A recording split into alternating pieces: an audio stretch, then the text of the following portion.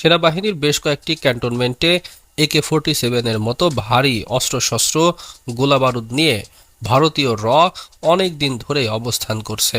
এটা ওয়াকার স্যার করতেছেন এবং আমি মনে করি এটা জিয়াউল আহসানের ওই ব্ল্যাকমেইলের খপ্পরে উনি করেছেন।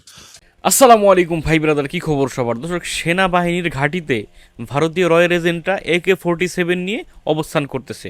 মানে AK-47 নিয়ে আমাদের সেনাবাহিনীর সাথে তারা মিলে গেছে, তারা যে কোনো সময় একটা ঝামেলা করতে পারে। এবং আমাদের সেনাপ্রধান ওয়াকারুজ্জামানকে নাকি ব্ল্যাকমেল করা হচ্ছে। মানে এরা এখনও ষড়যন্ত্র করতেছে, ভারত এখন ষড়যন্ত্র করতেছে যে তারা আবারও শেখ হাসিনাকে ক্ষমতায় বসাবে। দর্শক, কত কথা বলবো না এই বিষয় নিয়ে, আমাদের কাছে তথ্য প্রমাণমূলক ভিডিও আছে, আমরা দেখাবো। তারা একটু কথা বললে যারা আমাদের ভিডিও দেখছেন এখন একটু করে লাইক দেন এবং কি আমাদের ইউটিউব চ্যানেলটি সাবস্ক্রাইব করুন। চলুন আমরা সেই ভিডিওটি দেখে আসি, পরে কথা বলবো। ওয়াকার স্যার করতেছেন এবং আমি মনে করি এটা জিয়াউল আহসানের ওই ব্ল্যাকমেইলের খপ্পরে উনি করেছেন।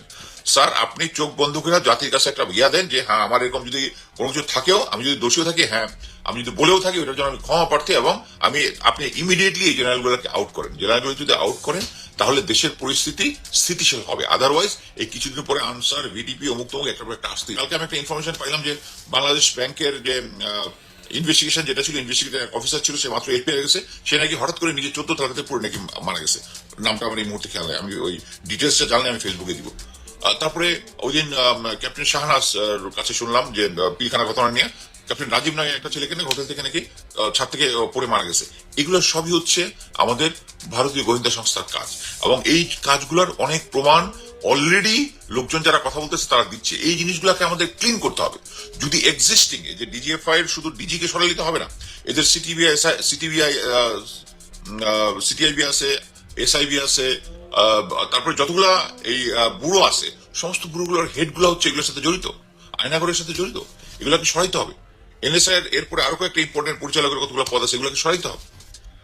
তারপরে এসএসএফ এর মধ্যে আছে, এনএসআই তে আছে, এই যে পিজিআর এর ভিতর আছে, এই যে এক্সিস্টিং ইয়ার ছিল, আমরা সবাই ব্রিগেডিয়ার ইমরানের কথা জানি।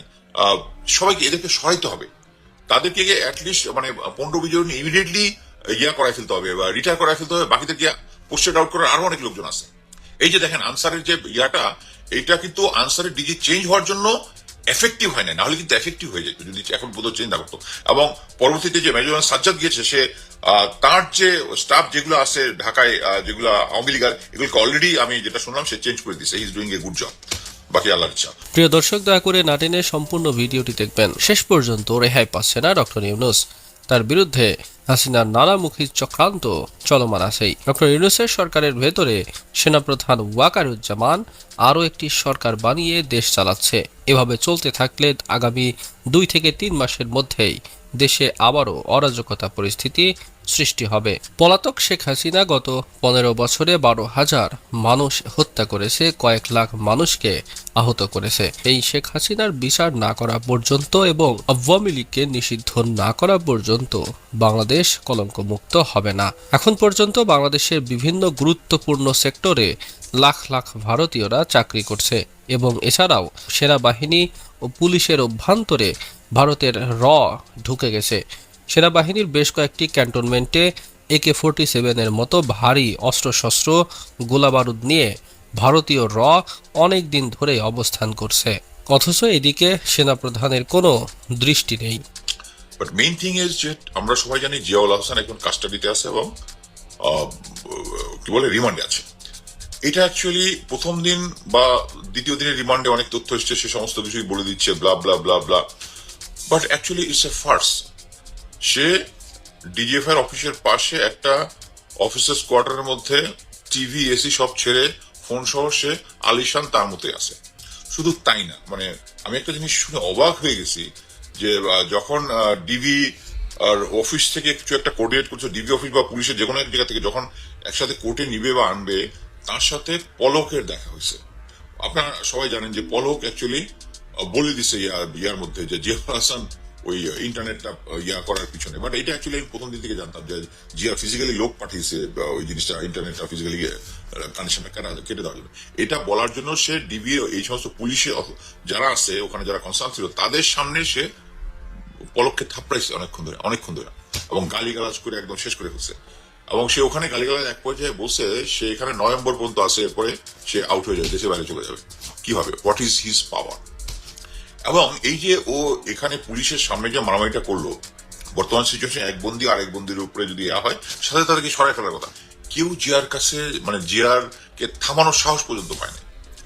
এই স্ট্রেংথটা হচ্ছে এরা এই 15 বছরে কোনো কিছু করে নাই, কিন্তু এখন এইভাবে এই যে মনে করেন যে আপনার তো এইটুকু এটা এই যে আনসার সদস্যগুলো যে এতগুলো আসে সবার গায়ে নতুন ড্রেস, এই নতুন ড্রেস কোথেকে আসলো এটি তো আপনাদের বোঝার কথা। এটা নাকি আবার যারা সাজ্জাদ বলছে এগুলো সব হচ্ছে ব্যাটালিয়ানের আনসার না, হ্যাঁ, যে এগুলো হচ্ছে যেগুলো যে খণ্ডকালীন যে ইয়াগুলো আছে ওই আনসারগুলো তো ইনফর্ম তারা পায় হচ্ছে ওখানে গিয়ে শুধু কাজ করার সময়, কাজের বাইরে। এগুলো তো যদি হয় এগুলো এত নতুন ইনফরমেশন কিভাবে পেল? এটা তো সিম্পল জিনিস, আগের থেকে ষড়যন্ত্রের অংশ।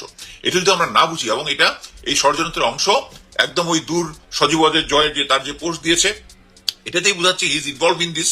হ্যাঁ, সে বলতেছে যে ছাত্ররা নাকি নিরীহ আনসারদের উপরে অ্যাটাক করছে, তার মানে হচ্ছে it's a part of the plan. আমরা আগেও দেখেছি শুনেছি যে হাসান মাহমুদ সে ধরা পড়েছিল বলেছিল পুলিশ, বাট পরবর্তীতে বলেছে যে না এটা গুজব। এখন কি আওয়ামী প্রেতাত্মা কি আমাদের এখানে আছে? স্পষ্টতই আছে, এবং বাজারে গুজব আছে বেশ অনেক 200 কোটি টাকার মতো খেয়ে তাকে পার করে দিছে, এবং হাসান মাহমুদ নাকি অলরেডি এখন বেলজিয়ামে চলে গেছে, তার ওখানকার পাসপোর্ট আছে। সো আমরা ঠিক বুঝতে পারতেছি না এটা কি আমরা বিপ্লব আন্দোলন গণভুত্থান যেটাই করি এটার পরে স্বাধীন দেশ, এখানে এই আরাফাতের মতো একটা গুজববাদ যে আমাদের ছাত্রদেরকে বলেছিল যারা নাকি ড্রাগ এডিক্ট, ড্রাগ খেয়ে তারা সামনে আন্দোলনে এসেছে, সেই লোকটা যখন ধরা পড়লো এবং পুলিশ তাকে নিয়ে লুকোচুরি করতেছে, ইজ নট অ্যাকসেপ্টেড। আমি মনে করি যে ছাত্রদের এই আন্দোলনকে আমি আগেও বলেছি যে আমরা এখন পর্যন্ত কেন পুরোপুরি ভাবে লোকজন এখনো সাহস পাচ্ছে না। দর্শক আপনারা এখানে শুনতে পেলেন যে এখানে এই ভাই কি বললো যে আমাদের সেনা ঘাঁটিতে নাকি ভারতের রয়্যাল এজেন্টরা তারা AK-47 নিয়ে তারা মানে সেখানে অবস্থান নিচ্ছে, যে কোনো সময় ঝামেলা করতে পারে, এবং আমাদের সেনাপ্রধান ওয়াকারুজ্জামানকে ওনাকে তারা ব্ল্যাকমেল করছে। ভাই এখানে আমার কোনো কথা না ভাই, এই ভাই বললো আমি তার কথা আপনাদেরকে শুনিয়ে দিলাম। যাই হোক, তো আপনারা আপনাদের মূল্যবান মতামত লিখে যাবেন কমেন্টে যে ভাই আমাদের এই ডক্টর ইউনূস এবং মানে বর্তমান যারা ক্ষমতায় আছেন অন্তর্বর্তীকালীন সরকার, এদেরকে নিয়ে নাকি এখনও ষড়যন্ত্র করা হচ্ছে।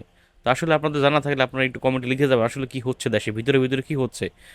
ভালো থাকবেন, সুস্থ থাকবেন, এবং এরকম আরও ভিডিও পেতে আমাদের ইউটিউব চ্যানেলটি সাবস্ক্রাইব করবেন। আসসালামু আলাইকুম।